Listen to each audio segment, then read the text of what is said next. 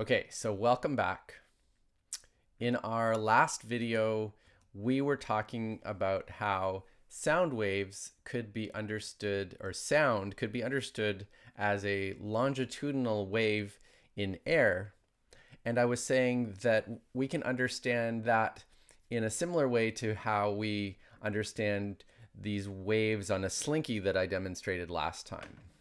That if I have a pulse, a traveling sound wave pulse through air, then the pulse is actually a region where the air molecules are displaced somewhat. These air molecules are displaced so that we get a region with a higher number or a higher density of air molecules, and this region with a lower density of air molecules.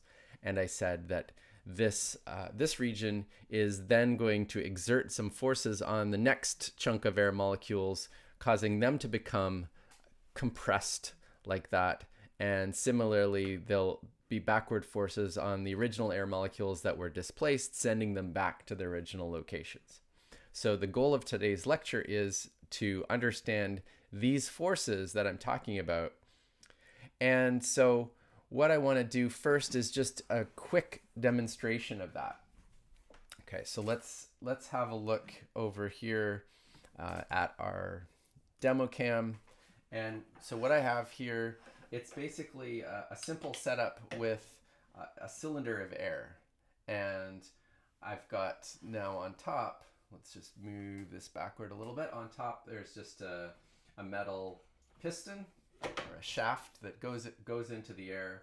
And so it's if I press it down, what that does is it just compresses the air somewhat. And I just want to show you that there are indeed restoring forces associated with air. So just like when I take this spring and I compress it downward. Okay, so if I push down on the spring, then we've understood that there's restoring forces that push back on me. Well, the same thing is going to be true with air. And so what I've got is a hammer here, and I'm actually going to just whack the top of this, and we'll see that it just, you might think that would just go right down to the bottom and maybe crack the plastic. But in fact, if I hammer it even pretty hard, it doesn't go to the bottom. It just compresses the air, and then the air pushes back and prevents this metal shaft from reaching the bottom. So there are definitely restoring forces here with the gas. And so I want to understand, like, what are these forces and how can we understand them? Okay. So it turns out that if you have air or any other gas, that though that gas is constantly pushing on everything around it. And so if you think about the air in the room, it's pushing on the walls, it's pushing on the floor, it's pushing on the ceiling, it's pushing on your body, and it exerts a force which is just proportional to the area of the surface that you're considering. So if you think about a certain square on the wall, then the air will exert a force on that square of wall.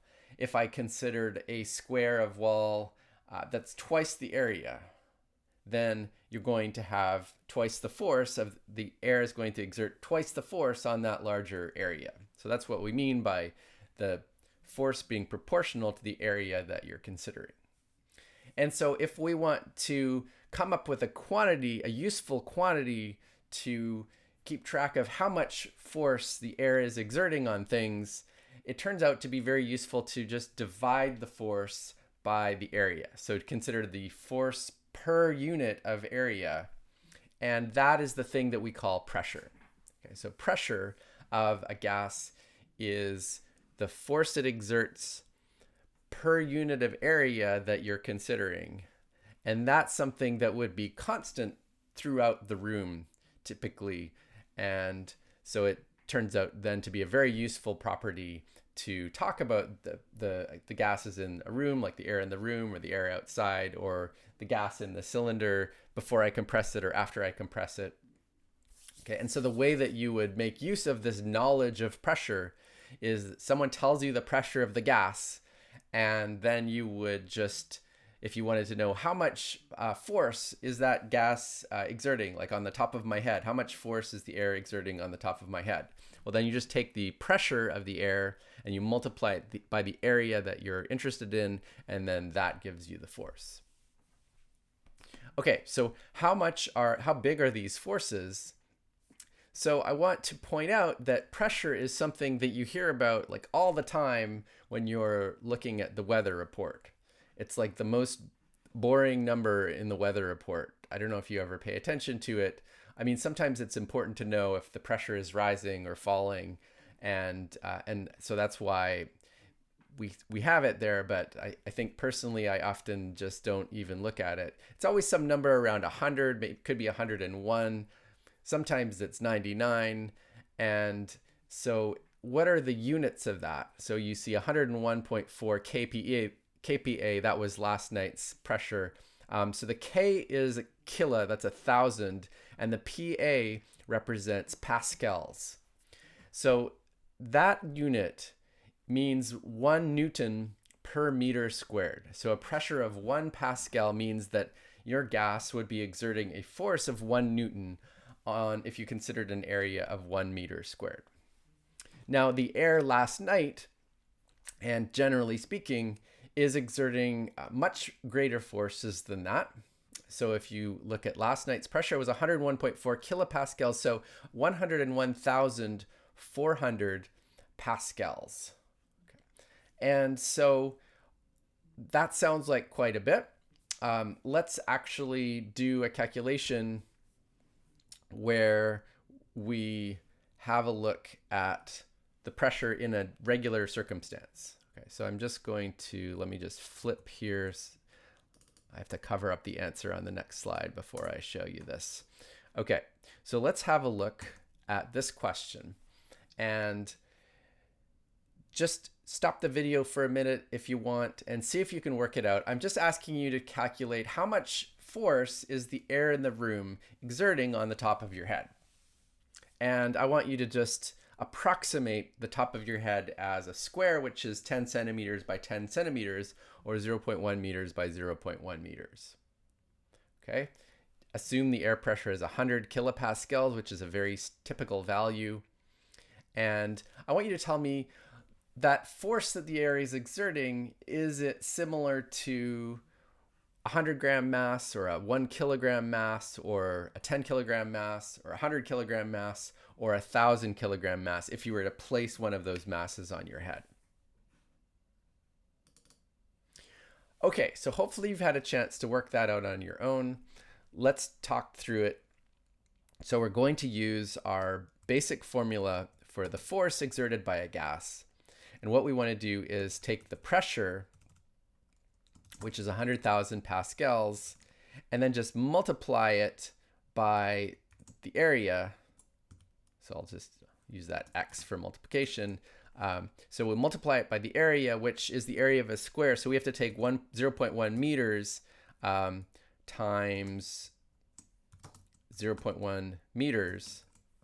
And then we multiply all that together, remembering that a Pascal is a Newton per meter squared. So the answer to that is going to be in newtons, and it works out to 1,000 newtons. So that's a pretty big number. Just to relate that to something that we can understand better, we want to think about what sort of mass would produce that downward force if you put it on your head. Okay. And so we remember that the formula that tells us the forces of gravity acting on certain masses, that's this formula F equals mg, where g is approximately equal to 10 meters per second squared per second. And so we want to know which mass would we pick so that F is around 1,000. And so we could see that what we'd need is actually 100 kilograms. Okay, so if we choose m equals 100 kilograms, then the force due to that mass, the gravitational force from that mass, is going to be 10 meters per second squared times 100 kilograms, or 1,000 newtons. So the right answer here is that the force right now acting on the top of your head due to the air in the room is similar to the force of a rather large person standing on your head. Okay. Which is bizarre. It's one of the most bizarre, counterintuitive things that we have in our world, but it is nevertheless a true statement. Okay. So you probably don't believe me. You might say, why don't we feel that? And the weird answer is that we're just used to it. We're used to these enormous forces acting from the air onto our bodies. And those are acting in all directions. So it's on our chest, on our back, on our sides, on our head. That these forces are pressing everywhere. And you know, the thing would be, if you took that force away, well, then you would notice something. Okay, so let me just give you a little example of something that you probably have experienced, which involves taking the force on just a little part of your body away.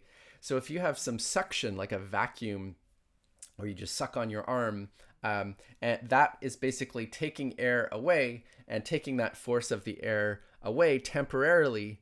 And you know what happens when if you have a large amount of suction on your arm, then you have blood vessels that start bursting. You end up with a bruise and everything. So it would be a bad situation if you all of a sudden took away the air pressure forces from all over your body. So it is something that we're just built to handle, and without those forces, we would not be in good shape. Okay. So just in case you still don't believe me that there are these large forces, I want to actually do a demonstration, or a couple of demonstrations, that show you the power of these air pressure forces. Okay.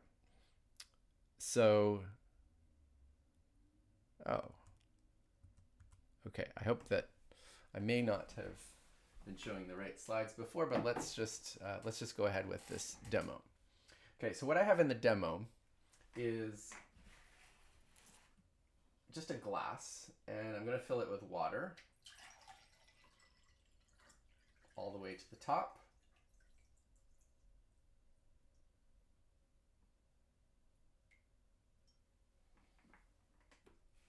Okay, and what I have here is just a piece of plastic. It's part of an old CD case. And I'm going to put the plastic on top of the water. Okay. And so it's just sitting there on top of the glass of water. And now what I'm going to do is invert the glass. Okay, so I've inverted the glass. And now my hand is holding the water, or it's holding the plastic, and and then the plastic is holding up the water. But you know, I just told you that air exerts lots of forces, and so if I think about the air below this piece of plastic, it should be exerting a pretty big force. I mean, the size of this piece of plastic is almost 10 centimeters by 10 centimeters. So there should be a lot of force of the air pushing up on the plastic, and that should be enough force to hold this entire large glass of water up. So if everything I said is right, then the water pressing down, the mass of the water pressing down on this plastic should be a lot less force than the force of the air pressing up on the plastic.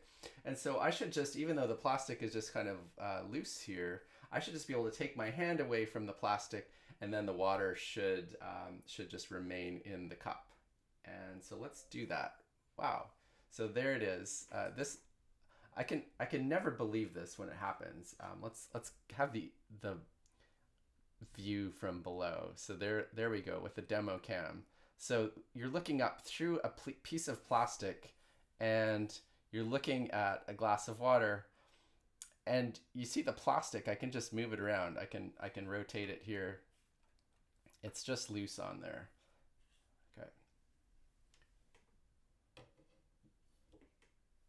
Okay, so let's flip that back again, and there we go, and it's still just right on there. Okay. Let me tidy up a little bit. Okay. Spilt a little bit of water there. I have my green towel to tidy. Okay. So it's always impressive. Somehow the air below this piece of plastic is holding up the water. You should try that demo at home. It even sometimes works with like a piece of aluminum foil or a piece of paper, although that can be that can be a little trickier if the paper soaks through or the aluminum foil gets bent. So we want to ask, like, what is really holding the water up in that demonstration? Where is this force of the air coming from? How is it so powerful? And so it turns out that to understand this, what we can do is think microscopically about what's happening in that air. So I drew a picture of air molecules before, but they were just kind of a bunch of dots sitting there. And that's not a very accurate representation. So if we really were to magnify ourselves like 10 million times so we could see the air molecules in the air, you would notice that they are moving around very, very quickly. In fact, your typical oxygen molecule in air at ordinary temperatures is going at about 500 meters per second or 1,800 kilometers per hour. And so these forces that we're talking about, they're just from the collisions of these very, very rapidly moving air molecules. There are also a very large number of those air molecules, and so all of those collisions collectively are what causes these large forces. Okay, and so yeah, so that's the origin. I already talked a little bit about, why don't we notice those forces? Again, just because we're used to it. I wanted to show you one more thing, again, just to convince you that all of these collisions of the air molecules are actually quite significant. And so if I think about, again, just a regular ordinary object, here's a jar of peanut butter, which I'm imagining to be glass, then again, you might say, well, why is the jar not crushed because of all these huge forces on the outside of it? And it's just because the inside pressure of the air molecules is equal to the outside pressure. So there's a large force pressing from the inside. It's balancing the large force pressing from the outside. But there are ways you can set up a situation where you take away some of that pressure from the inside. And so one nice demonstration that you can set up in order to do that is actually just to get a regular soda can, and you can heat up the air in the can temporarily. So when you heat up the air in the can temporarily, the molecules move faster and many of them escape. And so then there's less air inside than there was before. And then what you could do is just kind of seal it off, cool it down, and then see what happens. And actually a really quick way to do that is to heat it up and then just invert the can and stick it in some ice water so it cools down and it's sealed at the same time. And so let's have a look at what that looks like when you do that. All right, so we have a can, a little bit of water. It is on the stove. And now I'm just gonna turn it upside down. Wow. There we go. Crushed can. Let's have a close look at that. Okay, pretty crushed. Okay, so as you can see, these forces of air are indeed super powerful. Okay. Thinking again about this molecular picture of the forces of air, we can ask the question of what properties of the molecules determine how big the air pressure is, how big the force of the air is going to be due to these collisions. And so the pressure depends on various things, most of which we already mentioned. So the pressure would depend on the speed of these molecules. So I mentioned that the speed of the molecules is related to their temperature. And so if you had a larger temperature and therefore the molecules were moving at larger speeds, well, then each of those collisions would be stronger and you would end up getting overall a larger force due to the air molecules, due to the collisions of the air molecules. Okay. Okay, so that is one thing that the pressure depends on. If you get a larger temperature, you end up with a higher pressure. The other thing that is really important, it's going to be the most important thing for us when we're thinking about sound waves, is that if you have a higher density of molecules, you're going to get a higher pressure. And what I mean by density here is just how many molecules are there in some unit of volume. So in this volume shown, the picture on the right has more molecules than the picture on the left, even though it's the same volume. So we say the gas on the right has a higher density of molecules. And so that's in particular what happens when I compress a gas. That just means that in some region, there's going to be a higher density of molecules than there was before.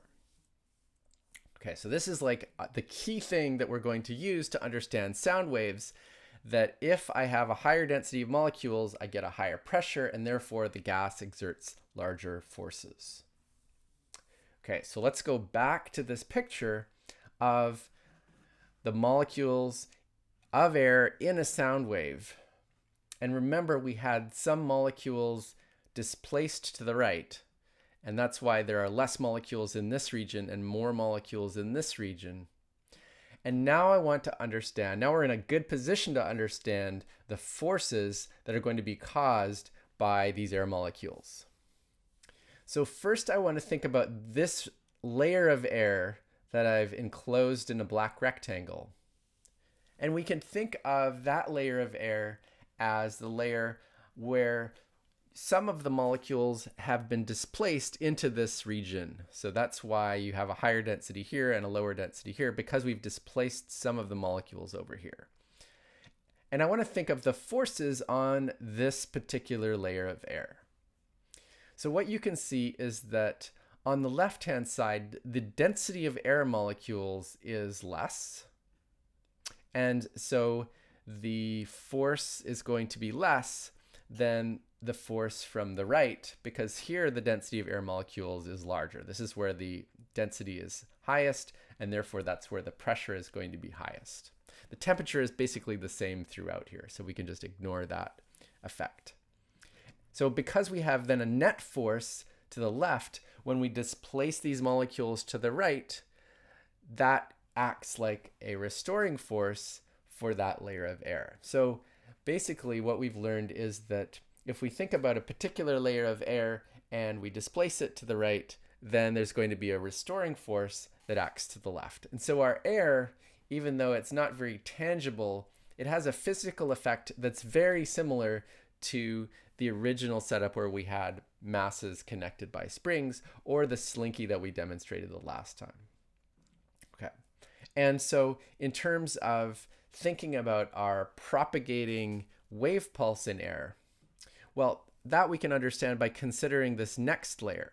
Okay, so this displacement of air has been caused by something. We don't know what caused it, but we can understand the effects of it on, say, this next layer of air. And what you see is that that particular layer of air has a higher density on the left, so a higher pressure and a higher force acting from the left than the pressure from the right, or than the pressure on the right. And so the leftward force acting on the right of this layer is going to be less than the rightward force acting on the left of the layer. Okay, so the summary is all of those forces end up adding up to a net force to the right. And so this next layer of air to the right of the compressed region is now going to be displaced to the right. And then the new compressed region will now be to the right of where it used to be. And then we kind of repeat the cycle. So the summary, if we displace some air molecules to the right here, those air molecules feel a restoring force. They get moved back to where they were, but they press this next layer to the right and displace it. And then the kind of chain reaction proceeds from there. And so we end up getting this traveling pulse of higher density. So it's not that the air molecules are traveling to the right. They basically, the air molecules in some layer, they just move to the right and then back to the left. But the region of higher density travels in a pulse going from left to right, just like the waves on the slinky that we saw in the last video. And so that's basically the physics of a pulse, a single wave pulse in air, we can also do something like the periodic waves that I showed on the slinky.